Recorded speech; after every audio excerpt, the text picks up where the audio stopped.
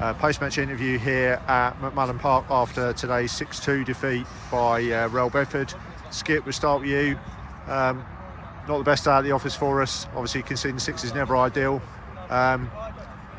Sometimes you just got to accept that sometimes just the opposition are better on the day, and they were very, very good and very ruthless in front of goal. But I felt, if we're totally honest, I felt for 60 minutes we maybe gave them a little bit too much respect and didn't really match them in terms of work rate at the very least. I felt in the last third of the game, I thought the effort was there, and in fairness, we created 4 or 5 good chances where the scoreline in the end could have maybe been closer than what it actually was. Yeah, first off, I think they've just done a number on us. We haven't matched their work rate, and that's cost us. And the first goal was a soft goal. The second goal is a disputed penalty, but you get them sometimes your way. After that, they played fantastic football, and we've chased shadows, and we haven't chased them hard enough. And yeah, we've come in at half time. If I'm honest with you, lucky to be just 3 down. Probably slightly disagree with you, say 60 minutes, because I thought from the off on the second half, I thought we were the better side, but they're 3-0 up, so they can take their foot off the pedal. But if you look at the positives, I thought we've created the chances, we've had a go, and then all of a sudden you can see 2 goals out of nothing, and you're thinking we've had the better of the second half, and you've conceded another 2. And we've then hit the bar, we've had 1 off the line, we've had a great double save from the keeper, we've then scored 2, so it could have quite easily been 5-3, 5-4, but look, at the end of the day, they were the better side, so you can sit there and sugarcoat it and wrap it up and look for positives. We didn't work hard enough at the end of the day, which is a bit of a gutter really, because it's a local derby. I mean, I doubt if there is in any football fixture in the whole of Great Britain there'll be a closer derby where you could kick a football into our ground, and we haven't turned up today, and that probably disappoints me more than anything. But the lads have shown a bit of response in the second half, and that's all you can ask really after that first half. James, is there anything that we could have done maybe? I mean, Skip was just saying we had a go in the second half, which we did. Is there anything maybe we could have done differently tactically from the off, or was it just a case of they were just better than us in the first half and our work rate just didn't match theirs? I think yeah, tactically didn't really come into it. I think it's more about having that desire to get, if you're going to be 5 yards away, you might as well be 15 yards away. You've got to get there and actually put them off the stride and stop them from playing. Because obviously when we did that in passages, albeit they had goals lead, that was when we had an opportunity then to force a couple more mistakes. So I think it's more about, as Skip's just alluded to, it's more about the basics. So the actual desire, the work rate, and matching their effort levels and their running strides to actually match them and their output really, because that then gave them the platform, and ultimately to let it go off. I think it was 5 minutes, wasn't it?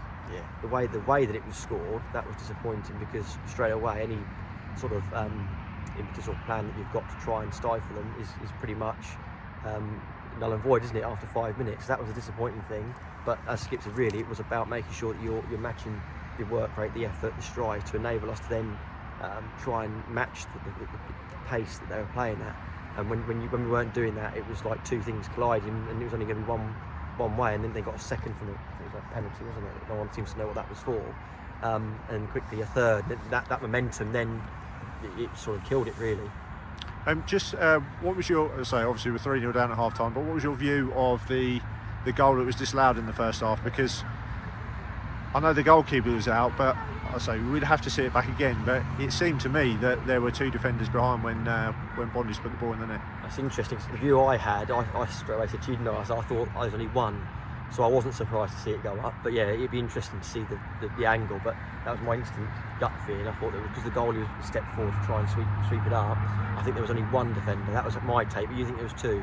Yeah, I'd say for me it all happened very quickly, so I couldn't say absolutely categorically that it was definitely. There's dead people on the Bondi, on Bondi.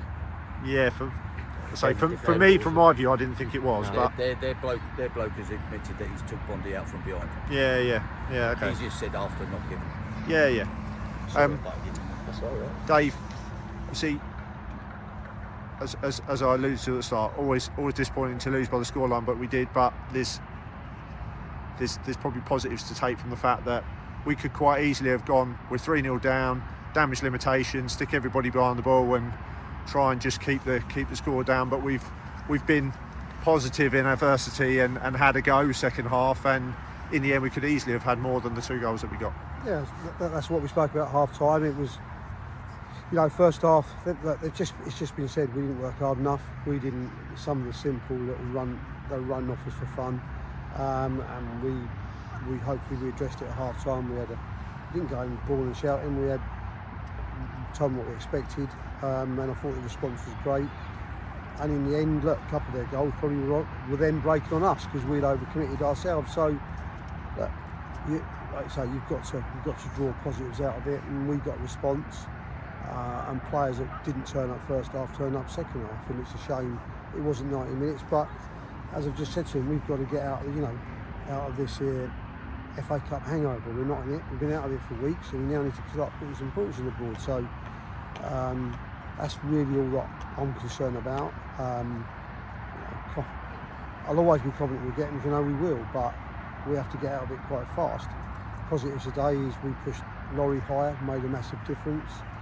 Kenny come on and made a difference. I was just about to say, just a word for him, because he's not had many opportunities, and when he has, he's not necessarily taken them. But I felt today he came on and he really made a nuisance of himself, and he was involved in both goals. So, and that's the thing.